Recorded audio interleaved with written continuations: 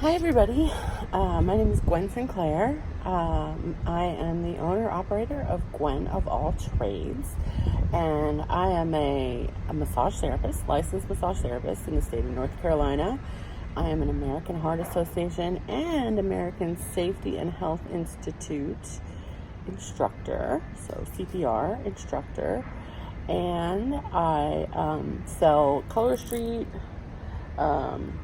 dry nail polish strips. And I was asked to speak today at a networking group about time management, and it went really well, and I wanted to share that with you guys. So because I am a massage therapist, a CPR instructor, and I sell nails, I have a team. My Color Street team is 130 people strong. I have a good, vibrant, growing sales side of that business, and so I was asked to share. Sorry, I'm outside on my beautiful front porch of my building. The light out here is just so great. I had to take advantage of it. So so because I do these three things, and I do them as a business, I'm able to juggle them for the most part. There's definitely days where things get a little crazy. But anyway, my friend asked me to speak about the process and how I manage family life, personal life, downtime, and my business. And so I just wanted to talk to you guys a little bit about that. So something I've always heard in all my different business trainings that I've done is that successful entrepreneurs have three things. They have discipline, they have drive, and they have determination. Sorry, we're gonna hear noises from the neighborhood because I am outside. So we're here to talk about the discipline part. Being disciplined will free up your time so that you can focus on the drive and determination part. You need to have the discipline to set goals and manage your time so that you can achieve those goals, right? So first thing on the list, have a calendar, right? You cannot operate a business without a calendar. There's people out there who earn 7-figure incomes. They have assistants who manage their calendars. But people who are making high 5-figure and even 6-figure incomes have a calendar. You have to have a calendar. So a few resources for that. Google Calendar is amazing. There are so many great tricks and tools through Google Calendar that can be helpful for you. If you do business by appointment, so I'm a massage therapist, I'm a CPR instructor, those are all done by appointment, you should absolutely be using an online calendar for your customers to make their own appointments. That's going to cut a huge chunk of time out of your day, texting and calling and whatever back and forth about time slots. You can just send them a link to your online calendar. They can make their own appointment. It's so easy. Good old-fashioned paper calendar, obviously, works for a lot of people. I use both. My appointments and anything I do throughout the day is on my online calendar, and then my social media strategy and all my sales tracking goes in a paper calendar. British people call their calendars diaries because they not only put all their appointments in there, but they also use it to track things. My grandmother was British, and she would write down the weather. She would write down her gardening information. She would write down our milestones. Also knitting and crochet projects. She would keep track of that kind of stuff in her diary. Business stuff. So I write down my goals in my calendar. I track my sales, and I also put my weekly to-do lists in my calendar. So all right, so in your calendar, you should have some non-negotiables. You want to run your business, not let it run you. My friend Monica, a leader in my business named Monica Fagundes, says that. She says, you run your business, it does not run you, especially if you're an entrepreneur, right? We are entrepreneurs, and because we have a strong desire to be able to do certain things. We want to have more time with our family. We want to not have a schedule or not have to have a set schedule, right? We want to go on vacation whenever we want. So at the beginning of the month or week, you need to block out your non-negotiables.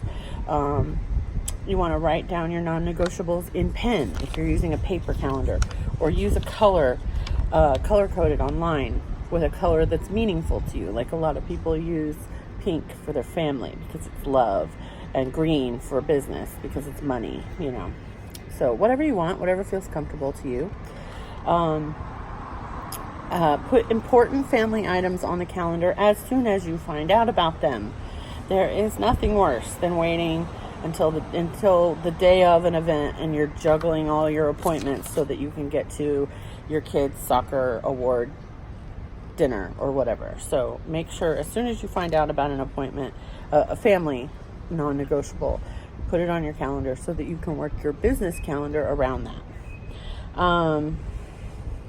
Also, if your spouse has a calendar, make sure to link them on all of those non-negotiable items because they're probably involved in them as well, right? Trainings from the leaders in your industry, whether it be phone calls, Facebook Lives, meetings, or conferences. You should be doing something like this every week, and it should be non-negotiable. Okay, so let's talk about office hours. Set realistic office hours. Whether you want to work 10 hours, 20 hours, 40 hours, or whatever, it's up to you what you want to work. But you want to commit to the hours you're going to work, and you want to set those on your calendar. Your office hours should be broken up into three different things. Admin time, IPA, which is an income producing activity, and your dailies.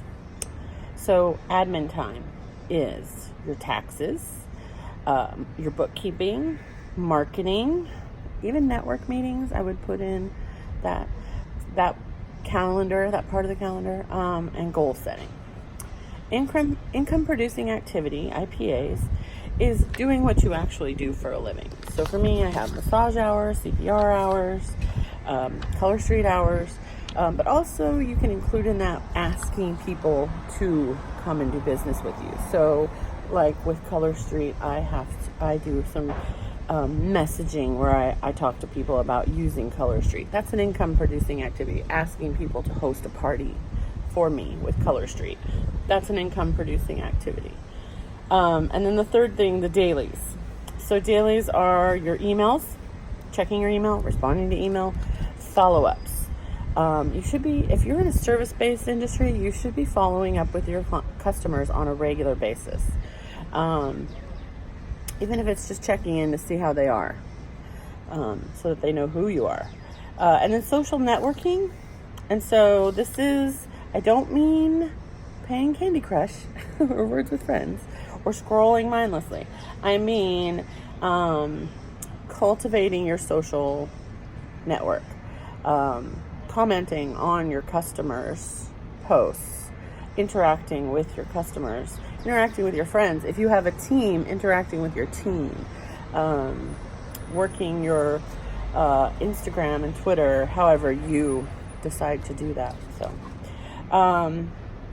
also with your office hours, if you're working from home especially, you want to talk to your family about your office hours, meaning,